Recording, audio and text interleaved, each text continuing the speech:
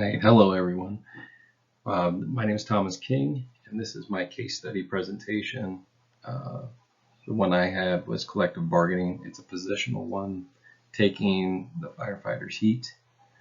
It is number 10 in the book. So essentially what it boils down to is the city of Concord, New Hampshire. They have 120 firefighters and paramedics represented by the local International Association of Firefighters. They have an upcoming collective bargaining negotiation that they have to do between the city and between the union. The city's negotiating team consists of that personnel director, the budget director, and the fire chief. And the union's negotiating team consists of a professional negotiator from the national union, a local union president, and a local union secretary treasurer. Okay. The city's position, they're considering flexible schedules for union membership to keep overtime costs down. Last year, in the case study, there was $7.2 million spent on overtime costs. And the city found that one of the recommendations was made to them by an expert, says they can bring those costs down if they allow flex time by the union members.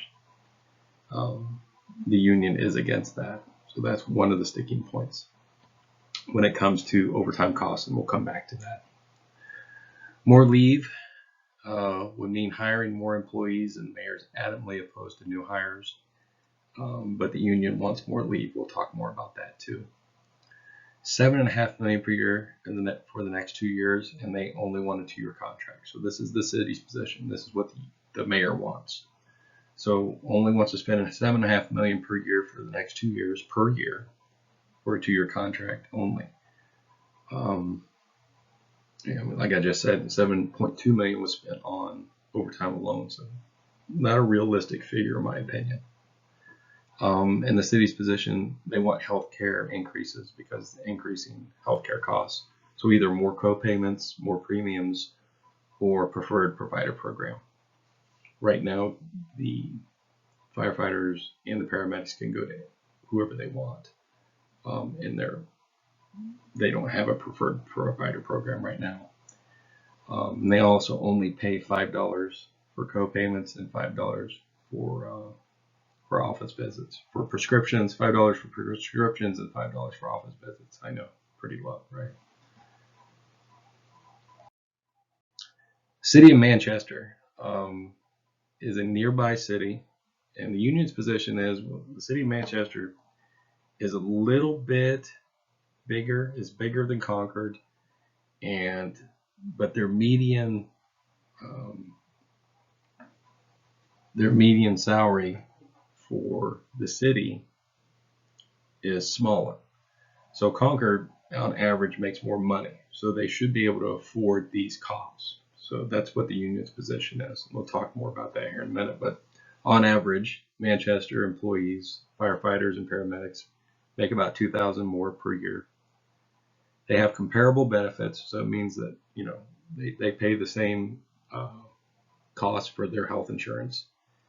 And they get 1 more week of leave annually per year. So here's what the union wants going into these negotiations. And again, this is a positional one, so there's no conclusion to this one at all. It all boils down to this is their side, this is their side, and this is what they're going into. The union's position is they want a 6% increase for the first year. They feel well underpaid going into this negotiation. So they want a 6% increase for the first year and a 4% increase every year thereafter. It's a pretty big ask in my opinion. They want a long-term contract, so not 2 years. They want a 3 to 4 year contract. They want this to be ongoing so they don't have to go back to the negotiating table again. They want to keep their healthcare costs the same. They don't want to pay any more. $5, I wouldn't either, my goodness. And then they want more annual leave. And we'll talk more about that here in a second too. what they're currently doing.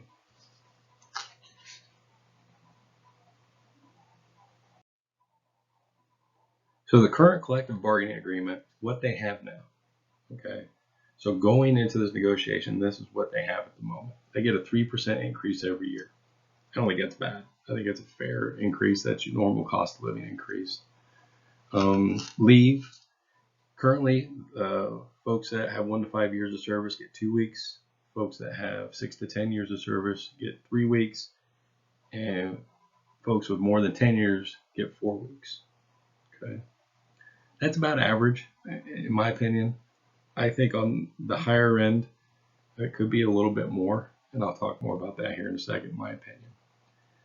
And like I said, 7.2 million in overtime a year. They have 120 full-time firefighters and paramedics in seven different firehouses.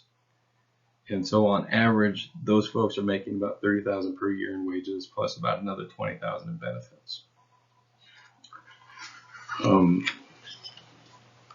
One of the threats, and there's always underlying threats going into these negotiations, is, well, if the city doesn't get their way, they're going to reduce staff. So come down from the 120, they're going to reduce staff and possibly close one of the firehouses. Okay. Well, and then the other side of the coin is unions. Well, you don't give us what we want, we're going to threaten to strike, even though by law they're not allowed to strike. But there's also other ways around that, you guys know. So instead of striking, they use all their leave at the same time. And you could have different ways of doing that. Okay. So my recommendations going into these negotiations. I put in my paper. I was a negotiator for our department. That's why I was intrigued by this. Different kind of negotiating. I was a hostage negotiator for the Ohio Department of Rehabilitation and Correction. But basically, it boils down to kind of almost the same thing, in my opinion. You have to be patient when you go into something like this, and you can't be bullheaded. So it's almost one of the things where you just use active listening, empathy, rapport. You got to look for things in common. The things in common is, look, we all want to protect the citizens of Concord, New Hampshire. So there's one thing we have to common. We have to build on that. You have to gain some influence and use some form of quid pro quo to get what you want. And that's tough to do sometimes, especially when people are trying to fight each other. But here are my recommendations. Probably not the best ones, but I'll see what you guys think. Looking forward to your opinions. I would recommend a 3-year contract, so median in the middle, with a 3-year % increase staying the same. That 6%, 4% is asking too much of the city at the moment. Give them some breathing room. 1 additional week of leave for employees with more than 15 years of service. So going from 3 to 4, maybe they're going from 4 to 5. Okay, maybe give them an extra week on the higher end. Those folks that are out there.